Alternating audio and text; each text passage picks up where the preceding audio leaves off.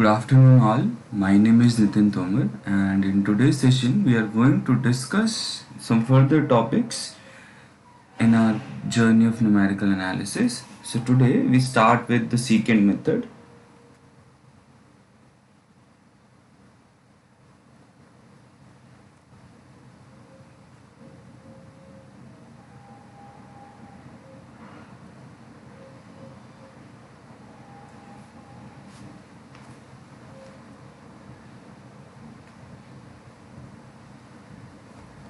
So, we start with the algorithm. So, we start with the algorithm of the secant method. Let us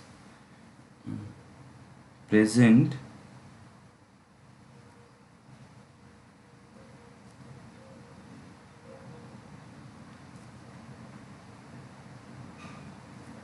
the algorithm of the secant method.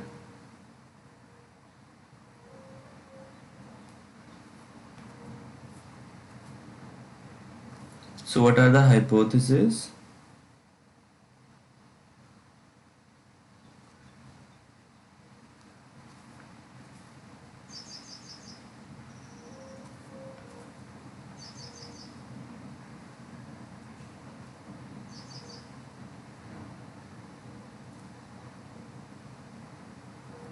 Given any initial values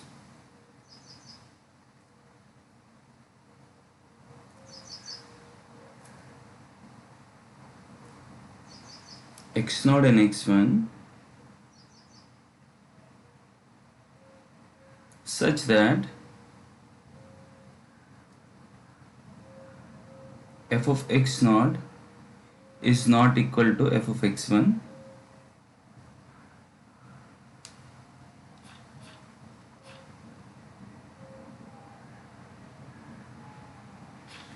f is the function whose roots need to be calculated over an interval. So the algorithm is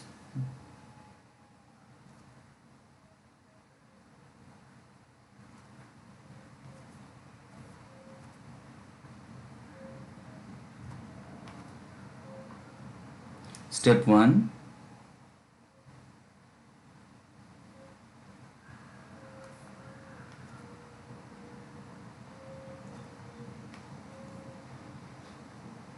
for n equal to 1, 2, up to so on and so forth, we give the iterative sequence formula.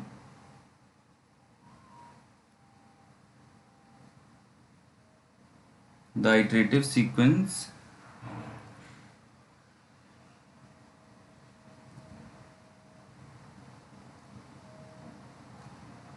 for secant method is given by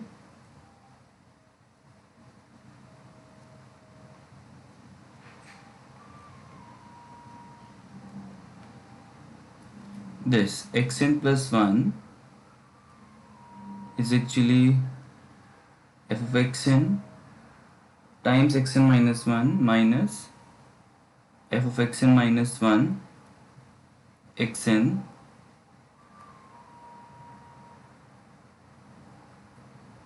then f of xn minus f of xn minus 1 .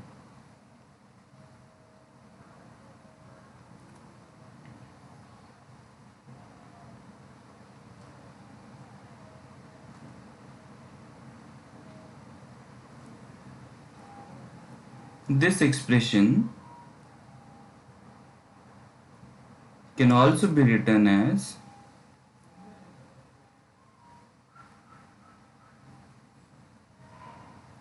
xn plus 1 equal to xn minus f of xn minus xn minus 1 upon f of xn minus f of xn minus 1. So these two are the same equation.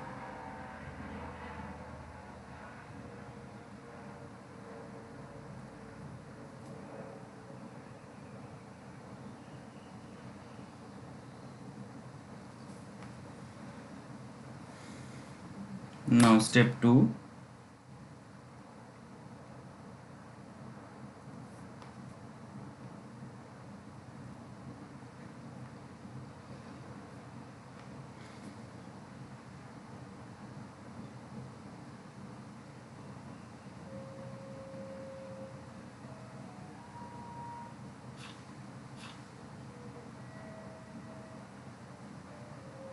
Yes, so this is the formula for the secant method.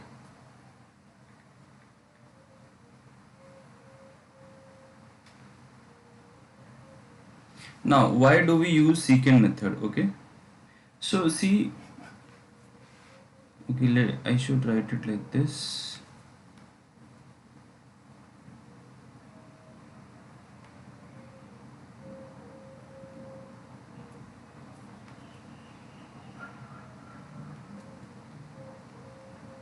The aim of the secant method, okay,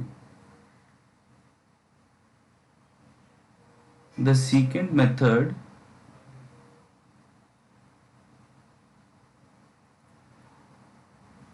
is a root finding algorithm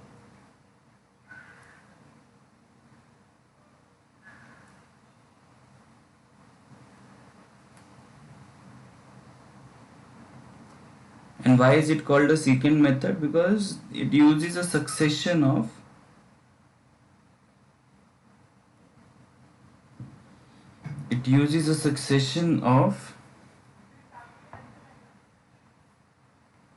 roots of secant lines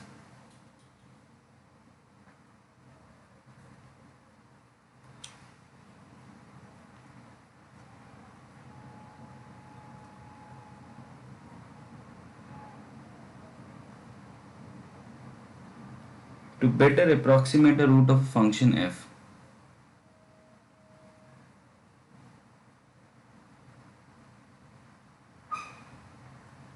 A root of a function f, okay,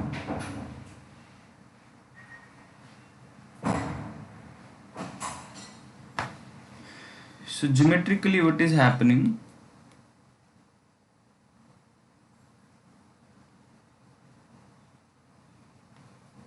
see,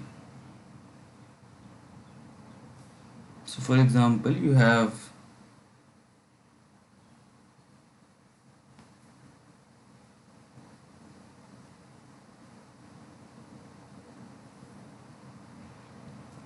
this x-axis and y-axis, and let's say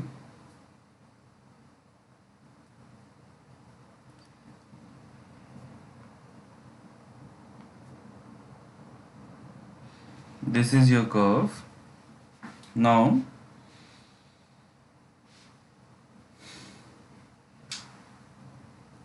for example the first two approximation you took here, x0 and let's say x1, okay, so this is this point,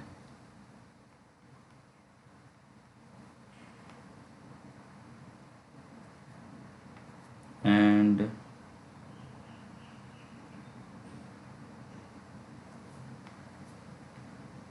x0 is this point,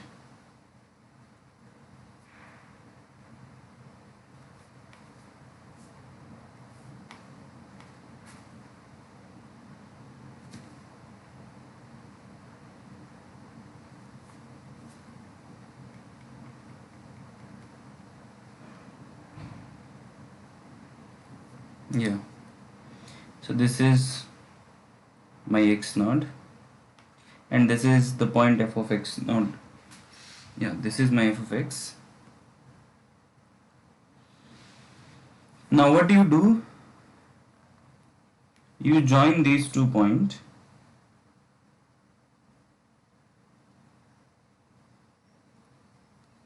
okay, maybe I should for the clear better understanding,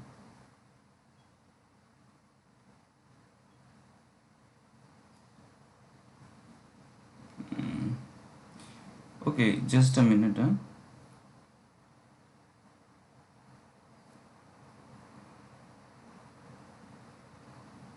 Now it's fine.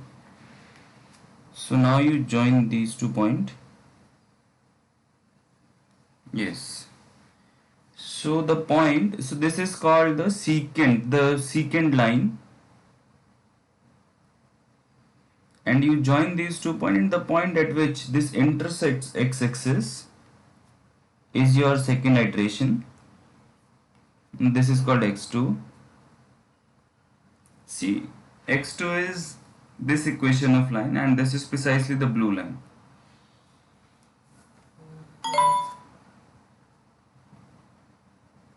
Then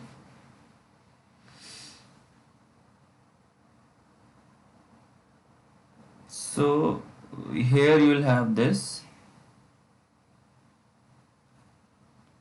Yes. Now join x1 and x2 again.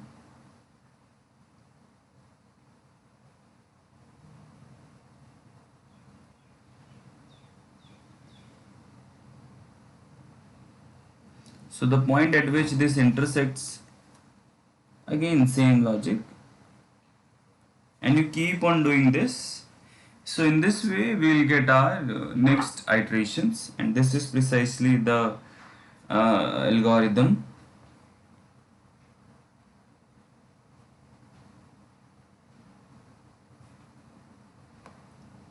So maybe we can derive the method.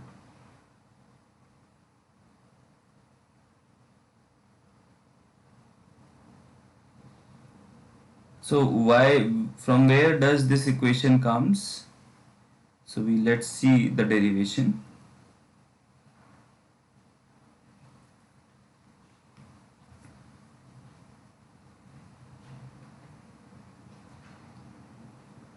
Starting with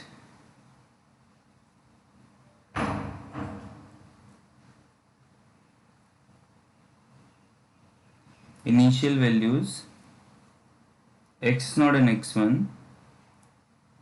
So what we did, so what we saw in the geometric picture, we'll just do it here mathematically. We construct a line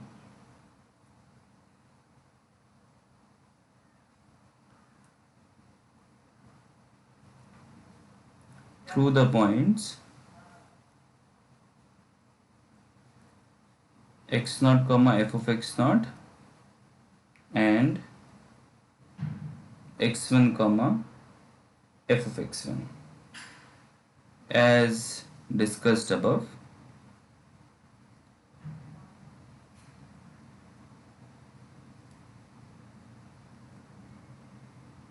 In the picture, and what will be the equation of line? So you have to have a line through the points x0 comma f of x0 and x1 comma f of x1. So the equation of this line is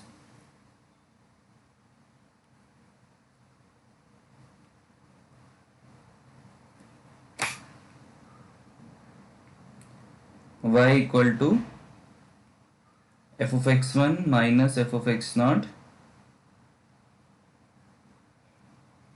x1 minus x0 times x minus x1 plus f of x1, right?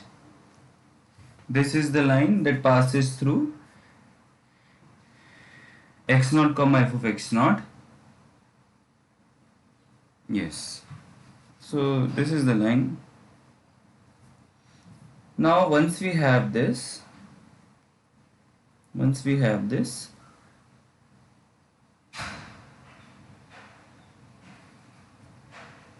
the root of this linear equation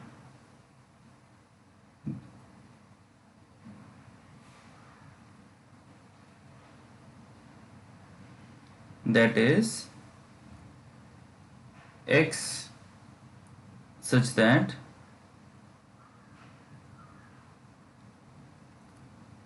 y equal to 0 is given by, we just solve y equal to 0. So what we have done, we have just put y equal to 0 here. and the same thing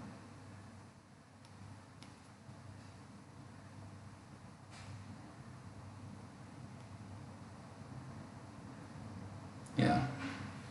So if we solve this, what does it imply?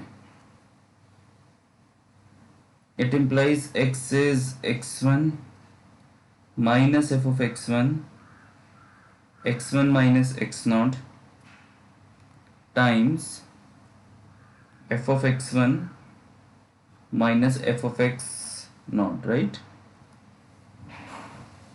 See, because what we did, we first joined this line passing through x naught and x1, and the next iteration is this the root of this equation.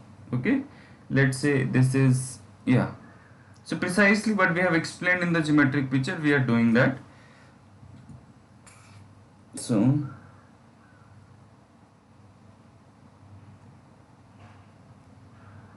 we then use this new value of x as x2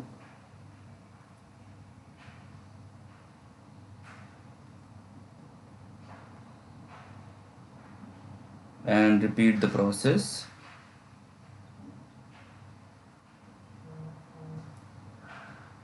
using x1 and x2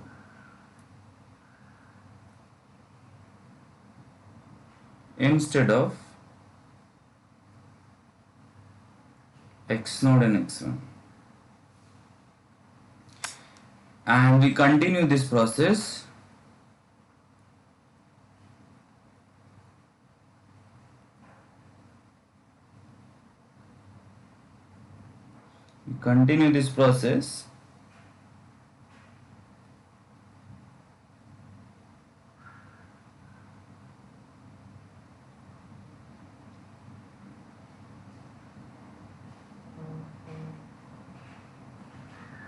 such that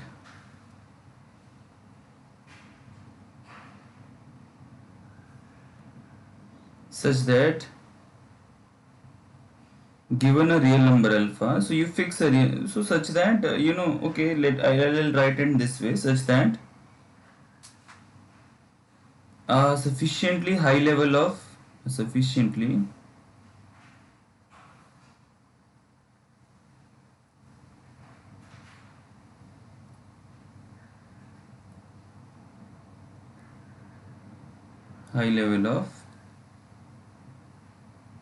precision is obtained.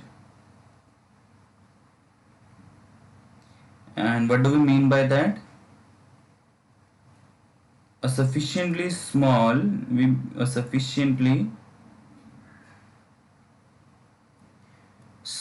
difference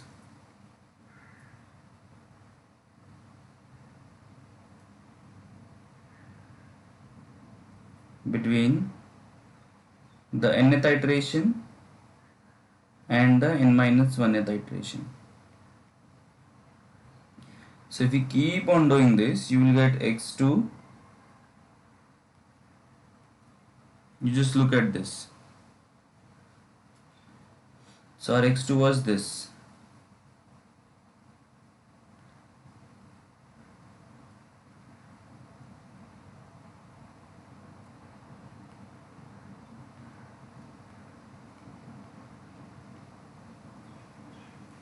Now how will you obtain x3? It will be same as the previous iteration, just the points being point being changed accordingly.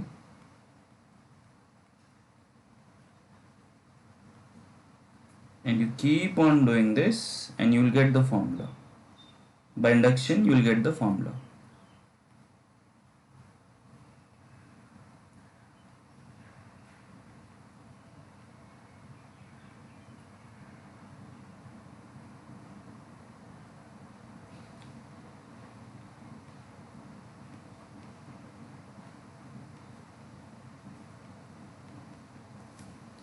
So this is by induction.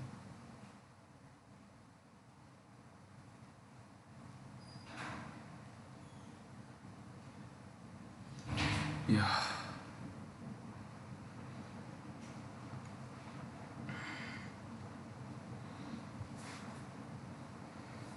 So this is the precise required formula. Now let us discuss the convergence.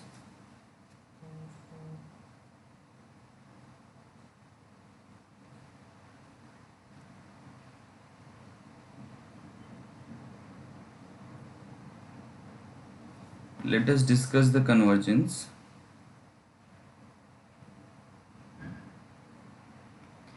So I will not prove the order of convergence, just I will just say a few things about it. First, the I the I trends, or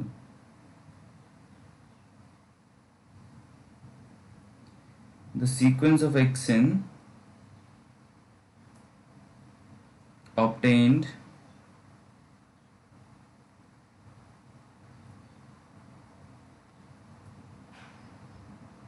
in the secant method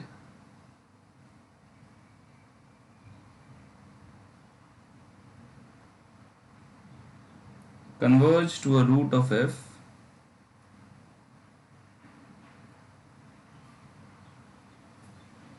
if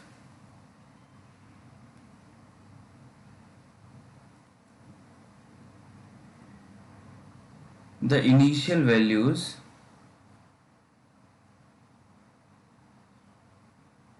x naught and x1 are close enough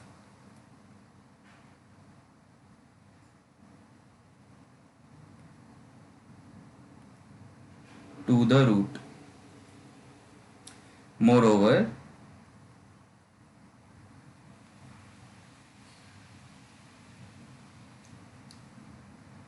the order of the convergence, we know what do we mean by the order of convergence. We have discussed it in the previous session.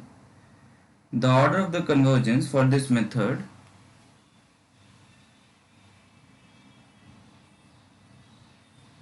is phi, which is the golden ratio,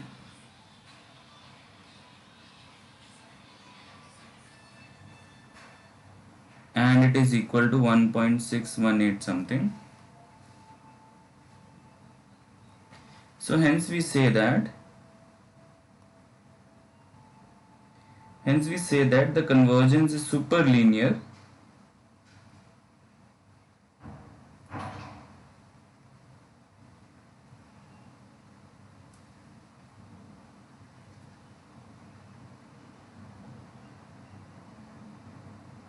but not quadratic. It is superlinear but not quadratic. Okay.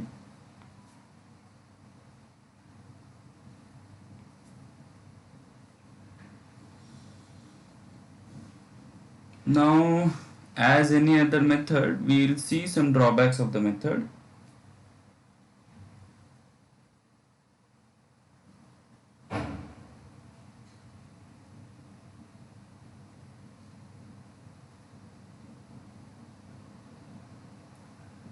Drawbacks of the secant method. Number one,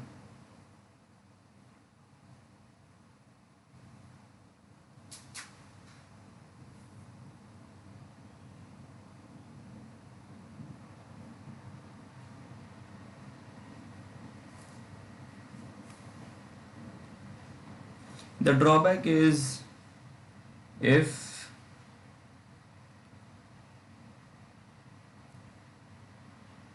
the initial values are not close enough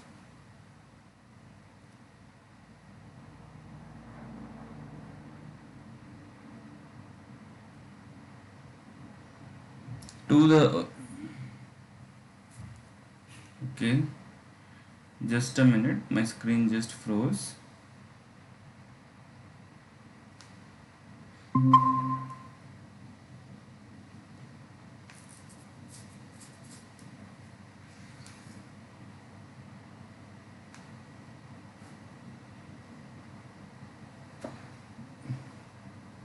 So if the roots are not close enough, if the initial values are not close enough to the roots,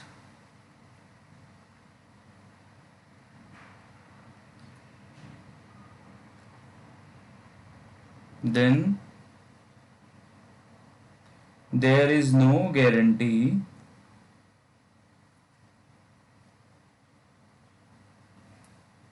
that the secant method converges. The secant method converges. So yeah.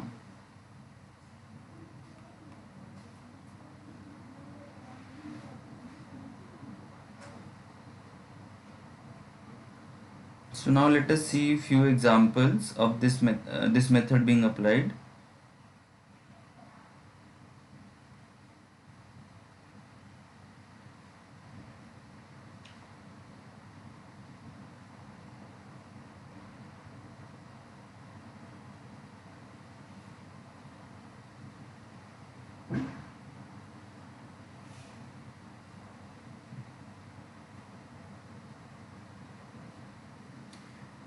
Example,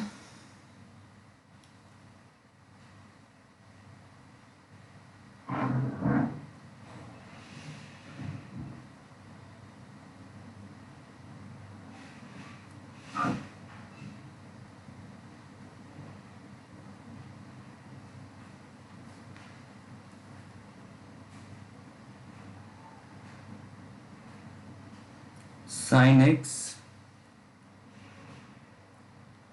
plus x square minus 1 equal to 0. So we let the initial values to be x0 to be 0 and x1 to be 1. This is just for the sake of applying the method, so that you know how to. It is a formula based method, so you have to put the values every time. Yeah.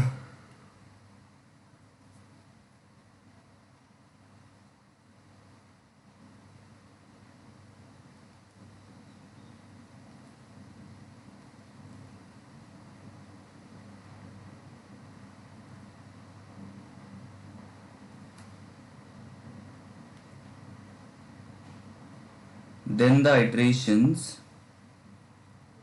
from the secant method are given by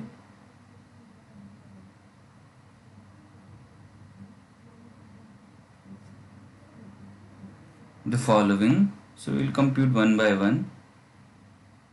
I will show one. Okay.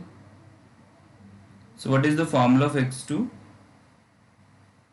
So here is the formula for x2.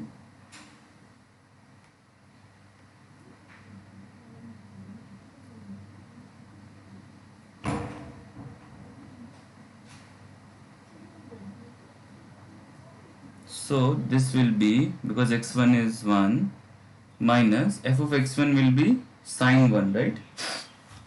Yes. So it will be sine 1, and x1 minus x0 will be 1 upon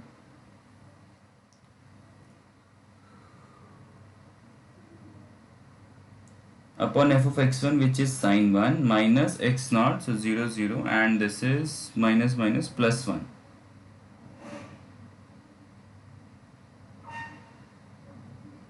So you solve it and you will get somewhere around 0.543044. Okay.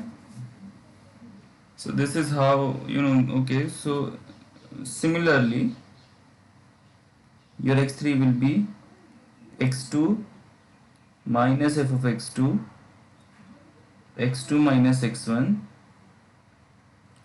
upon f of x2 minus f of x1. And if you compute you just plug in the values, so it will be 0.62663, and let's say x4, the formula for x4 will be x3 minus f of x3, x3 minus x2, f of x3 minus f of x2. So this value will be 0.637072. Okay, let fifth be the last iteration. x5 will be x4 minus f of x4, x4 minus x3 by f of x4 minus f of x3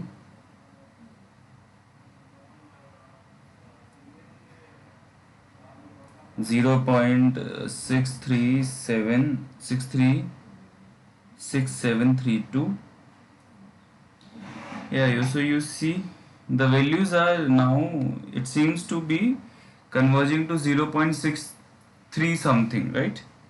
In fact, in fact,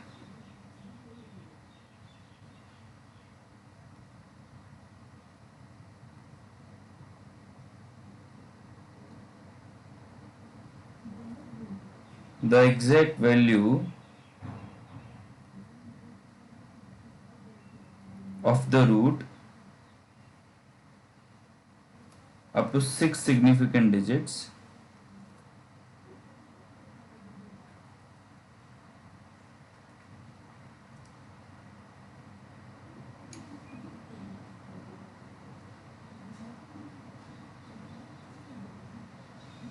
is are approximately equal to, or let's say is 0.636733. You see, so the fifth iteration has only the gap of 0.00001, and we have already seen this in the bisection method. So, and we have seen that the order of the bisection method is linear, or at least it is not super linear. So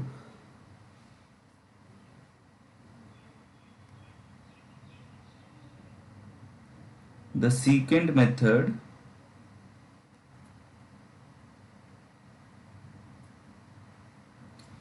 converges faster than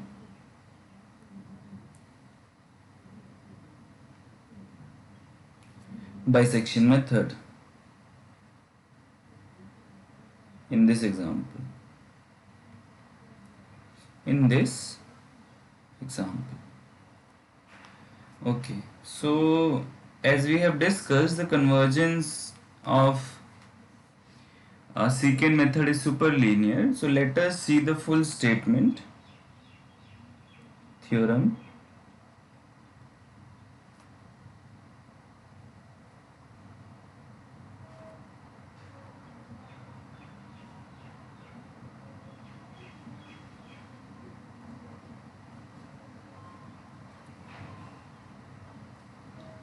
Convergence of secant method.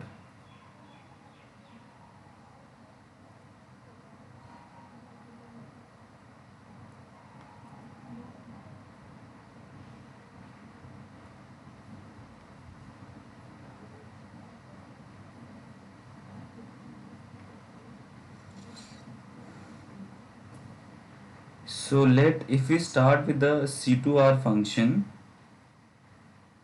R to R be a C2R function, which means twice continuously differentiable function, be a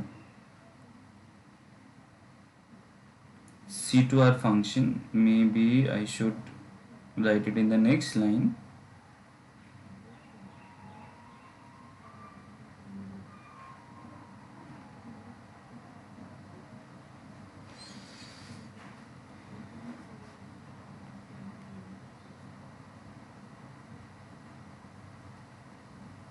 Yeah, so it is a C2R function,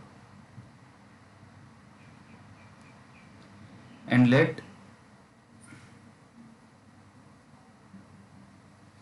R be a simple root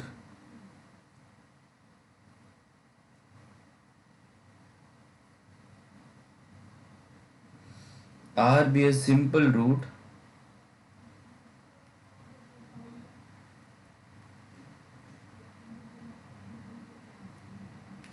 of the non-linear equation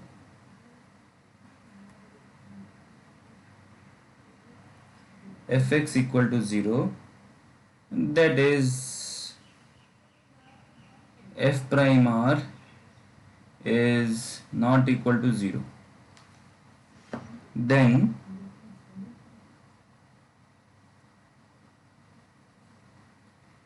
there is a delta greater than 0 such that for every x0 x1 in r minus delta and r plus delta, which means if you're close enough to the root,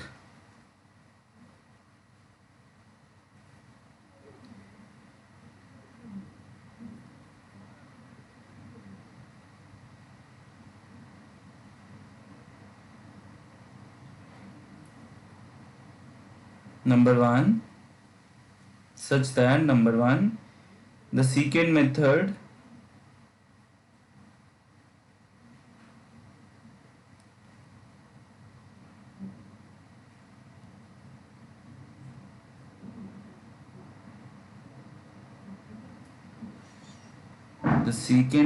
iterative sequence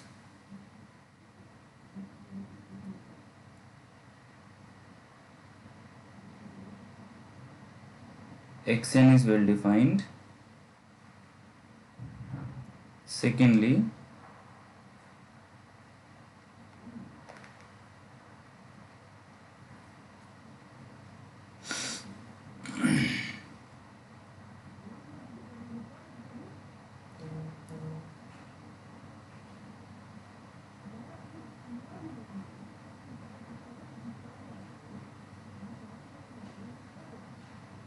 the sequence xn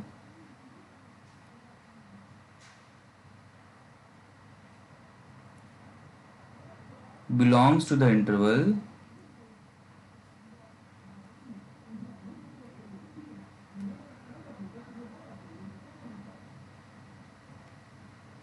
r minus delta, r plus delta,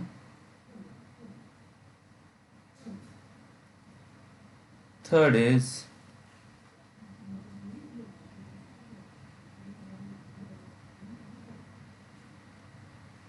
xn converges to r, and we have that the order of convergence, which is, what is the order of convergence? The order of convergence is xn plus 1 minus r mod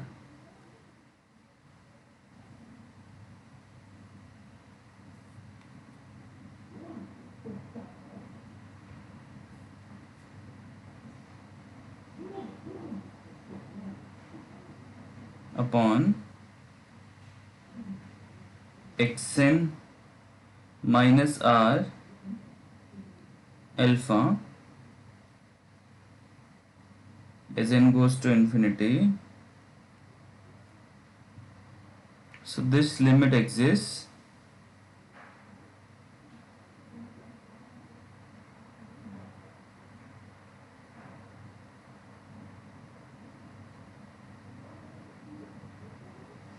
and it is alpha by alpha plus 1, where alpha is obviously, as discussed, is the golden ratio.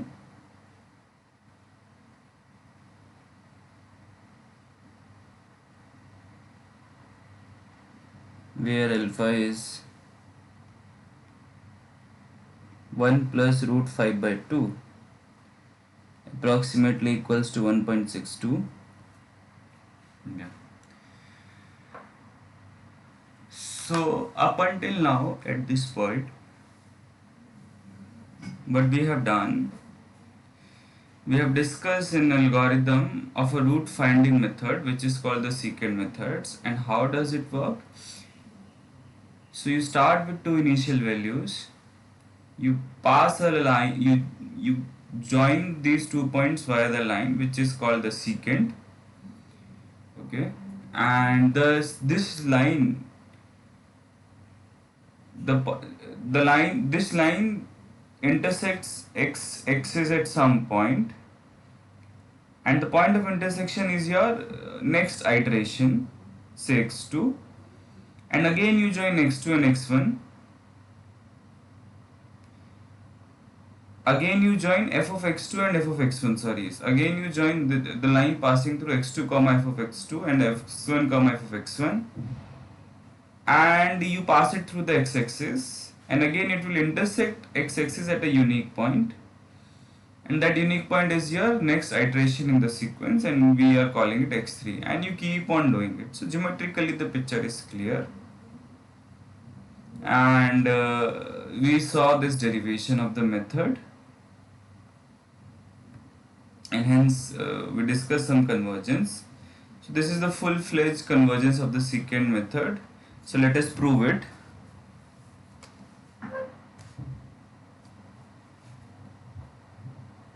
Proof.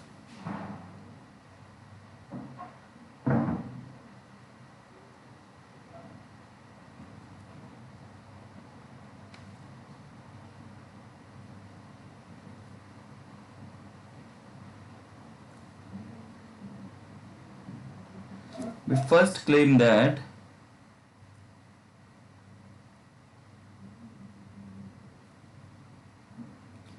for each n equal to 2, 3,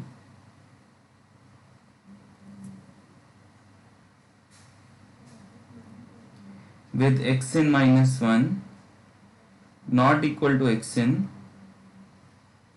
not equal to r, there is a real number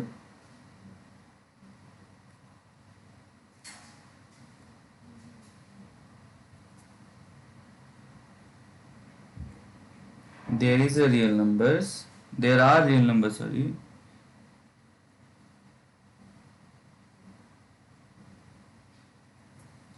let's say zeta n and xi n, such that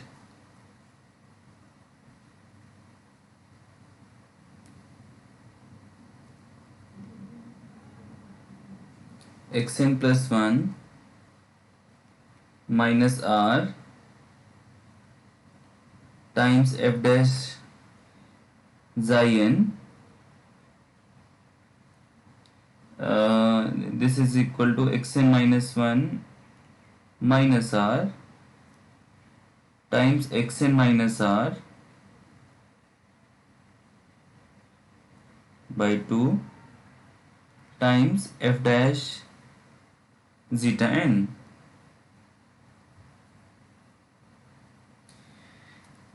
Now let us say this is my claim 1, so claim 1. Now let us prove this.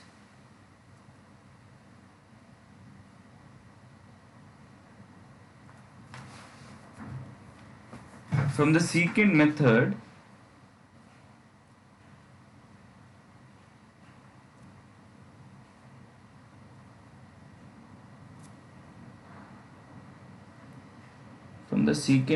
formula,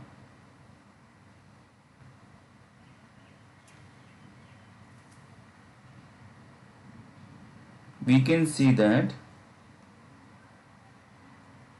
x is actually equal to xn plus 1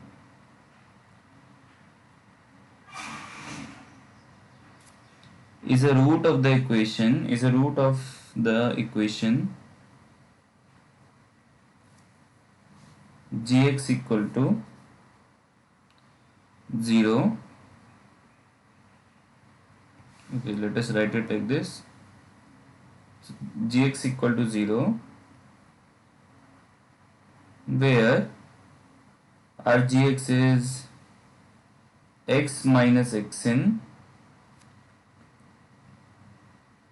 xn minus f of xn minus 1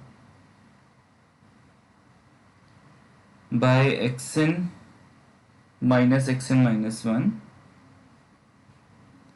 plus f of xn, right? So let us check it quickly why this should be 0. You see g of xn plus 1, it will be xn plus 1 minus xn, okay,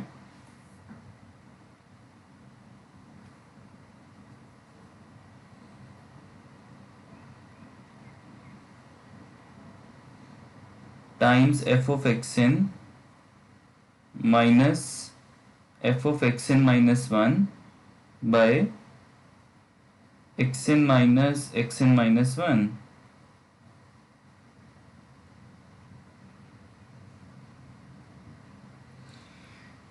Now if you look closely, and here you have f of xn, this value from the secant method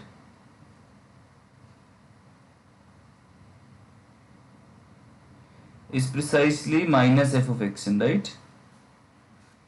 So hence this is 0.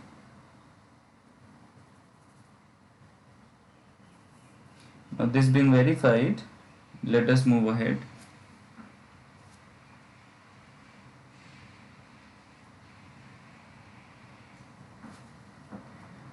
For any given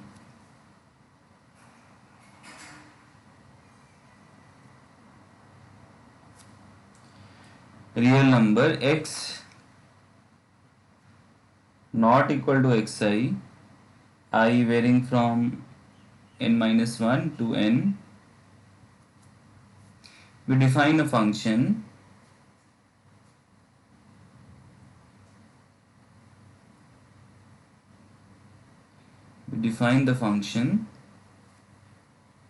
xi t as f of t minus g of t minus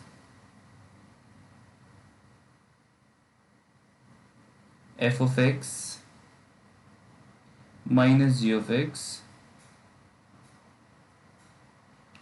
x minus xn minus 1 and x minus xn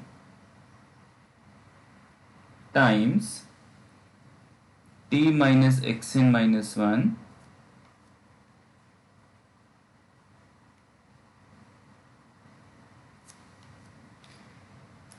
times t minus xn.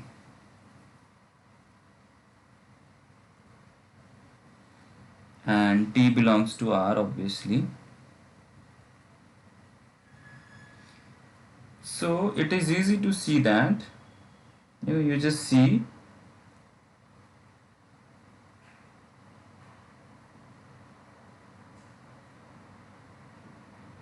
that number 1, xi is a C2 function. Why? Because f is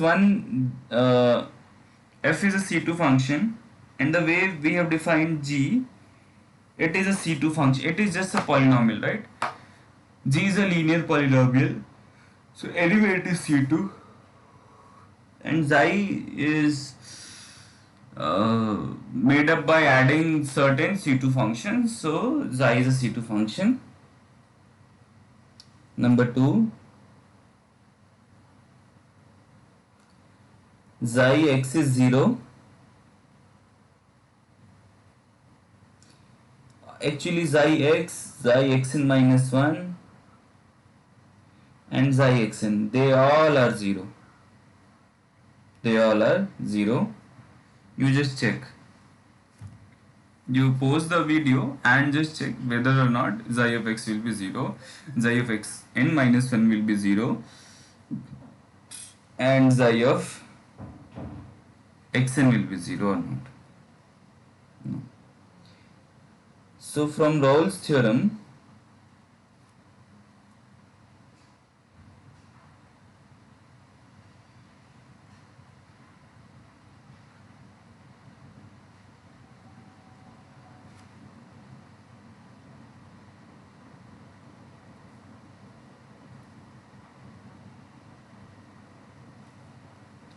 from Rolle's theorem, we get two real numbers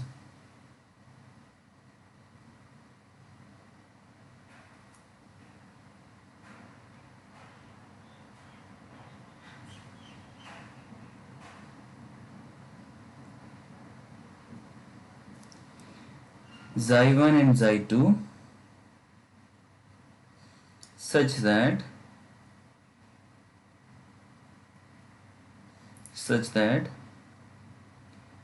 xi dash xi1 is 0 and xi dash xi2 is 0. Now you see, because xi is a C2 function, so we could go to xi dash, but again xi dash is continuous. So again, using Rolle's theorem,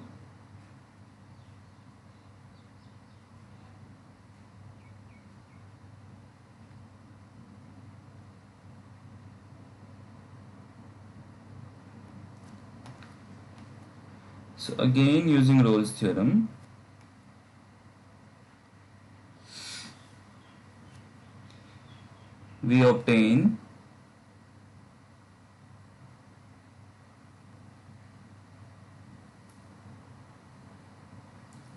a real number lying between xi1 and xi2, which in turn are lying between xn and xn minus 1 and xn. So this real number, let's say xi(n), let me just write it here.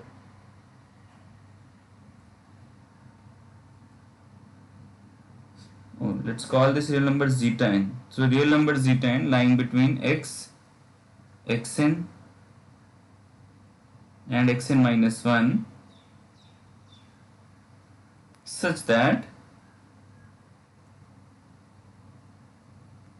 so this is the final number, this is the number zeta(n), such that xi double dash zeta(n) is 0. Now if you compute xi double dash xi(n), what it will be? So if you compute, you will get, I am writing it directly, fx minus gx equal to half of x minus xn minus 1 times x minus xn times f dash zeta(n).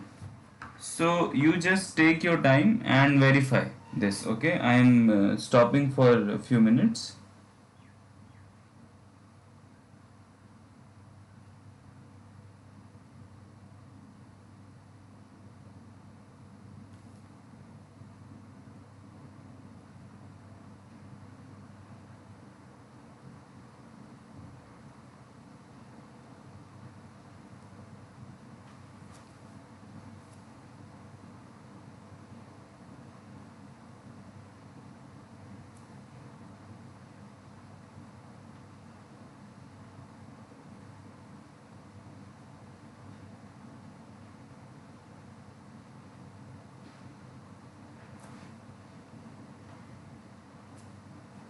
Yeah. So hope you have verified this. So in particular,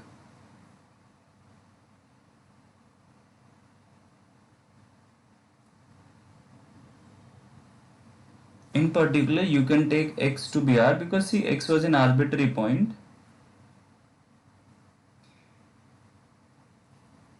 So this function gx, x was an arbitrary point, okay, so you can take x to be r, then the above equation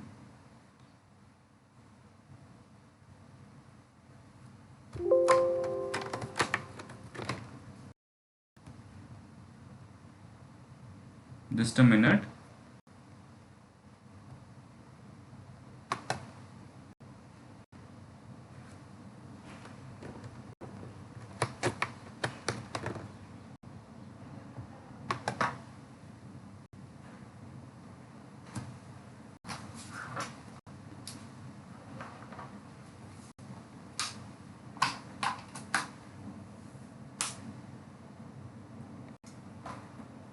Yeah. Okay.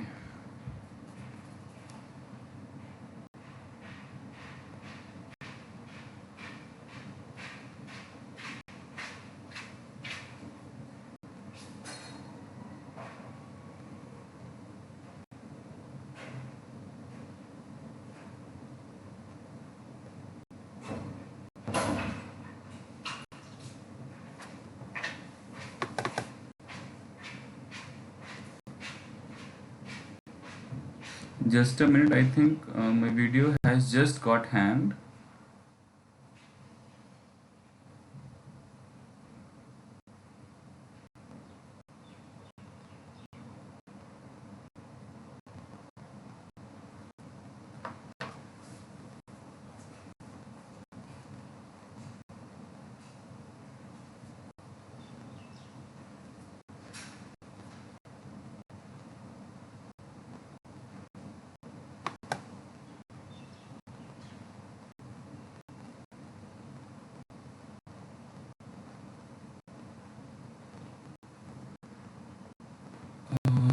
Just a minute.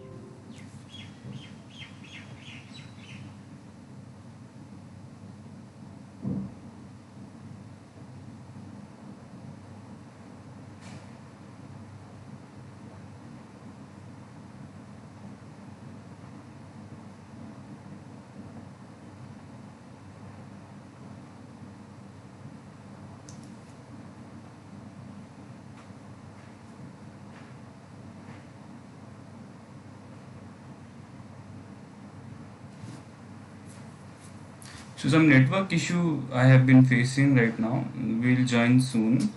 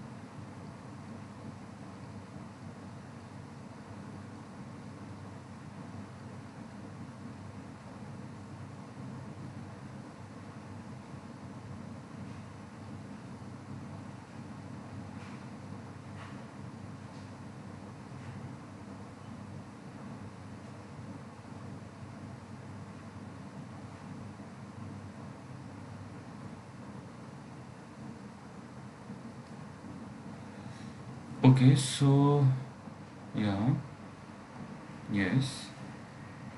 I guess I've joined again.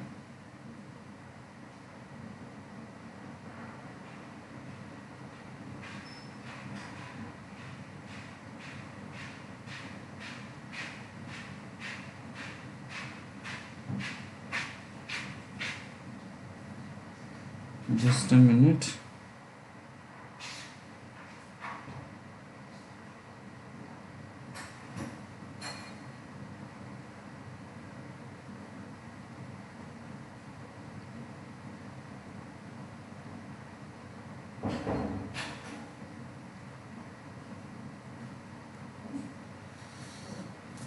Is it being recorded? How do I check?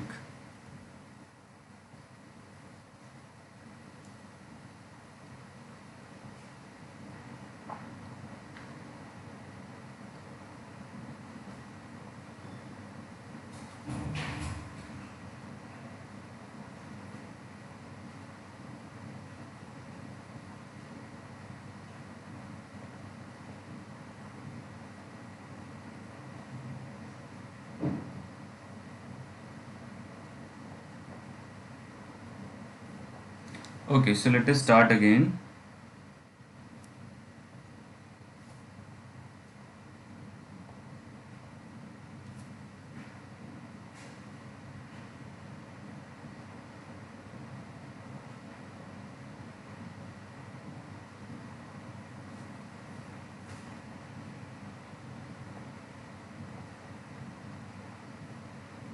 So here it should record 1111114. Okay, so it is being recorded. Okay, so we'll continue with our lecture. Hmm. Yeah. So then, so where were we? So we had obtained this equation. Sorry for the technical glitch.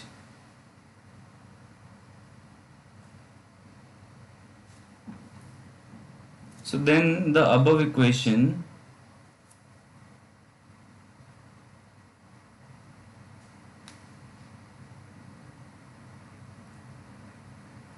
reduces to minus gr. Why? Because f of r is 0. You see, f of r is 0. Because r is the root of f. It is same as half r minus xn minus 1, r minus xn, and f double prime zeta n. Now since you see, since g of xn plus 1 is 0, we have verified this above. So we can write the above equation as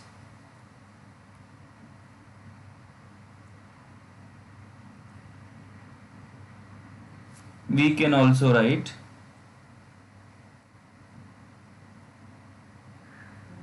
just a minute. I'm just scared like if the recording is going on or not.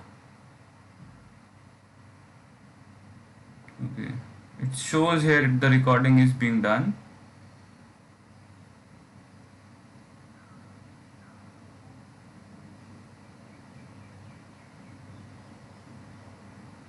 Okay, I'll trust this machine. So we can also write g xn plus 1 minus g of r to be same as half r minus xn minus 1 r minus xn f double dash zeta n.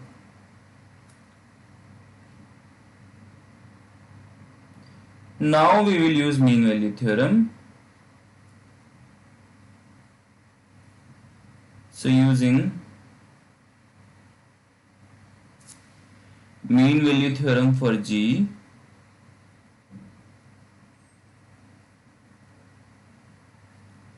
we can find a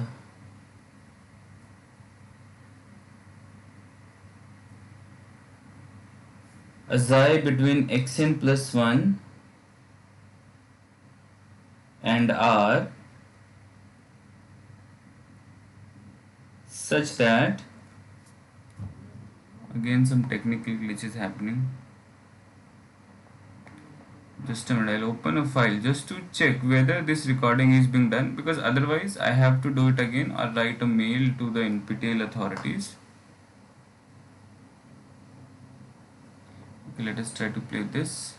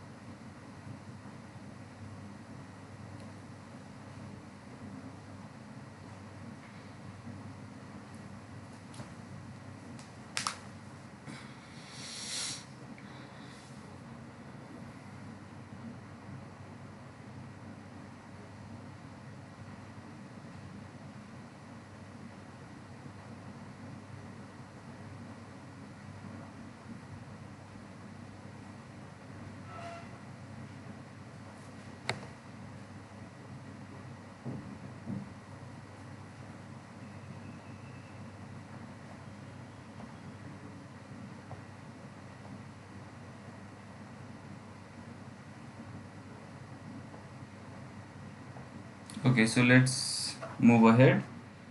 So yeah, so one can find an xi between xn plus 1 and r such that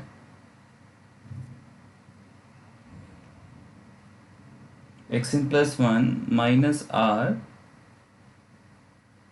times g dash xi is actually half r minus xn minus 1 r minus xn f dash zeta n. But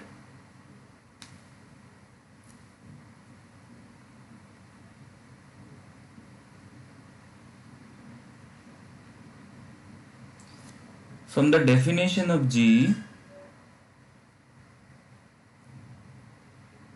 we can see that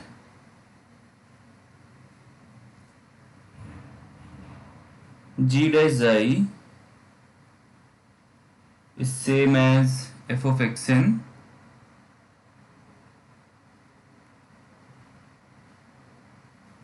minus f of xn minus 1 times xn minus 1. Now, since f is continuously differentiable,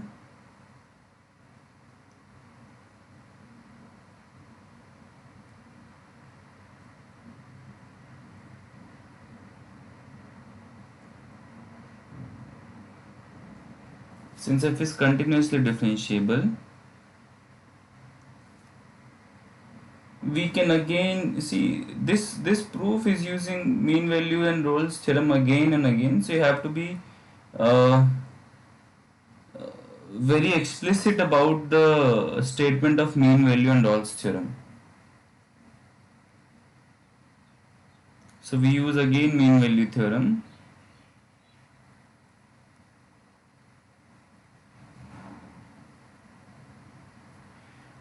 To get a xi n between xn minus 1 and xn such that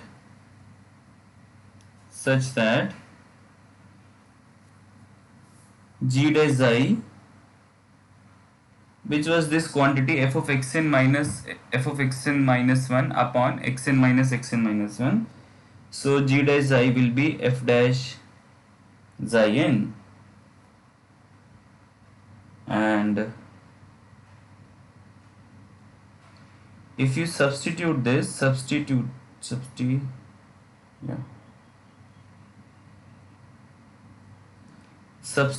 this,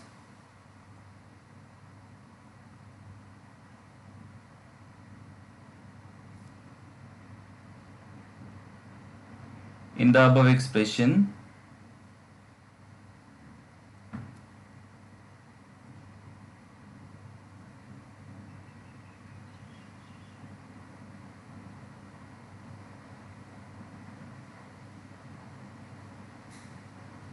we get the in the above expression, let's say this is 2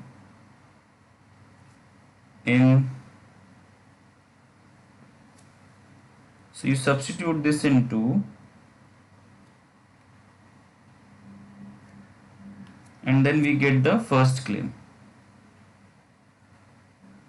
We obtain 1. Okay, so you just look at it now. I'm just going to check whether or not this is working.